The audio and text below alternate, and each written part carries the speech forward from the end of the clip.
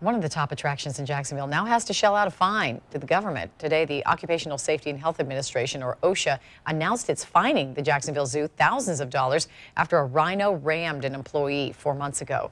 News 4 Jax reporter Brittany Jones is live from the zoo with the violations. Brittany. Mary, OSHA slapped the zoo here with more than a $14,000 fine. And I spoke to the executive director today who tells me they failed, but animals too can be unpredictable. A Jacksonville Zoo and Gardens zookeeper is back on the job after she was injured by a rhinoceros in February. Now OSHA says the Jacksonville Zoo is responsible for what happened. We've looked at it from every angle. We accept responsibility.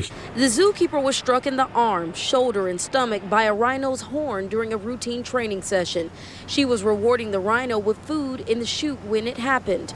But OSHA says it's citing the zoo for failing to protect workers from recognized hazards when employees train and feed the rhinos, and for not notifying OSHA within 24 hours of the employee going to the hospital. I think there's some things they may have, I don't want to say overlooked, but things we disagree with on those citations. Executive Director Tony Vecchio says she was only observed overnight and not actually hospitalized. And he'd like OSHA to explain how they specifically need to improve their safety policy.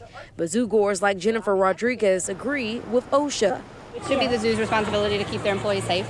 The zoo says it made procedural changes. Now every meeting starts with safety on the agenda, and they've discussed the best ways to train rhinos. I mean, somebody's got to be held responsible.